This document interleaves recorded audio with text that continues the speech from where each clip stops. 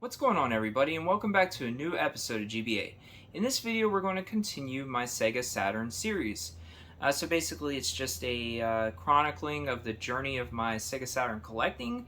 I'm not going to say the reason why I'm doing this in every single video, but I am creating a playlist. So if you guys haven't seen the other videos, please check that playlist and watch through the series. It's just I'm enjoying collecting for the Sega Saturn, and I just wanted to pick up some games. When I started this current journey, I only had 7 Sega Saturn games, so over the last month I picked up quite a few, so definitely check out the videos. I've gotten some really good stuff. I've also gotten some stinkers, but that's okay. But yeah, 2 quick things. These are first impressions of these games. I've spent, an hour or less with these games up to this point, so this is in no way a full review. Also, all the video footage that you're seeing is coming from the Polymega. I wanted to test the compatibility with these games as I'm going along with the Polymega, because they claim like a 90% compatibility, so I wanted to test that. So yeah, let's go ahead and let's get to the games. First games are ones that I would not necessarily recommend, and the last games will be ones that I want to talk about a little bit more and recommend to you guys. So first up, sports games won't get much video footage unless I feel it's kind of necessary. This is Quarterback Club 97. So in one of my other videos, I showed another one of the Quarterback Club games. So yeah, this game is not good, just like the other one. The graphics are nothing special. There's some really cool scaling in the stadiums and stuff like that. But overall, this doesn't look like much that a Sega Genesis couldn't do, to be honest with you. I mean, overall, it's just not a fun football game either. So I probably wouldn't recommend this, except it's cheap. So if you want to get some filler stuff for your Sega Saturn collection, this is one that you could go out and pick up. I also thought I'd mention most of these games are loose discs, and I just printed out some artwork and put them in DVD cases.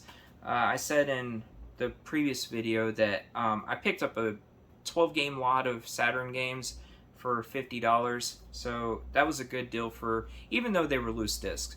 So yeah, the first one, Quarterback Club 97, I would definitely pass on that unless you're like collecting a lot of Sega Saturn games.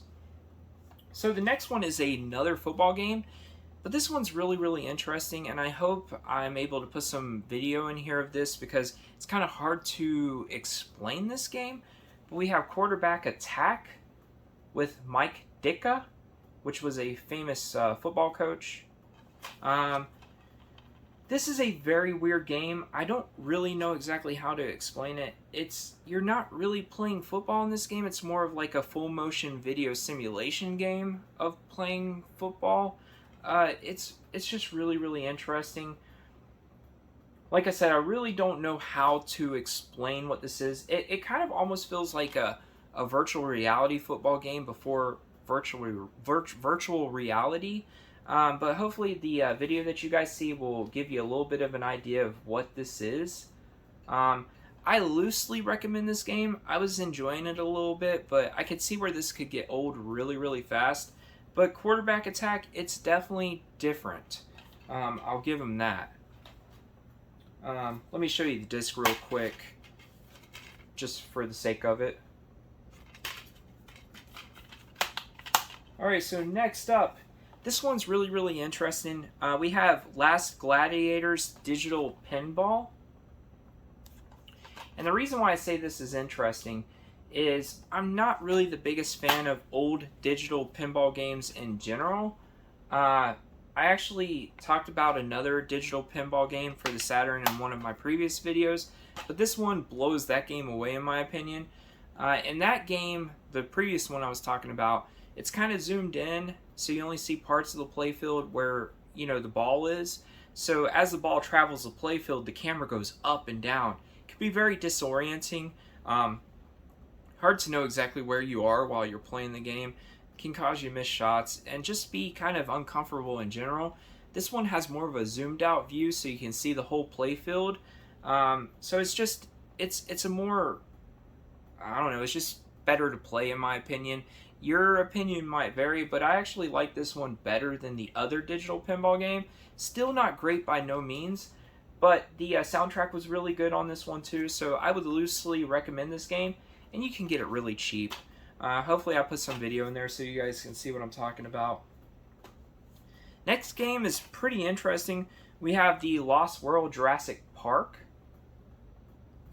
So I'm guessing around the same time this game came out, there was a like a Sega Model 2 or Model 3 game released that was like a light gun game. So I kind of maybe thought that this might be a light gun game too, but it's really not. Once again, I only played through the first area of this game, so this is first impression. But you're playing as a dinosaur, and I'm guessing you kind of carry that trend on throughout the game. And it's kind of like an action platforming game. I don't know, it's really hard to explain. You can eat dinosaurs to gain your health back, from what I was gathering or whatnot. The one thing about this, I actually thought visually it was pretty good, and sound was fine and stuff like that. Gameplay was good up to kind of like a caveat. I felt like the platforming was really, really slippery in this game. The jumping was really weird. But this is definitely one I want to put some more time into, because I like platforming games, I like action games. So the Lost World Jurassic Park kind of surprised me a little bit, because like I said, the Sega arcade game was like a light gun game, so that kind of shocked me a little bit. But I loosely recommend that, and it's not overly expensive either. Let me show you the disc.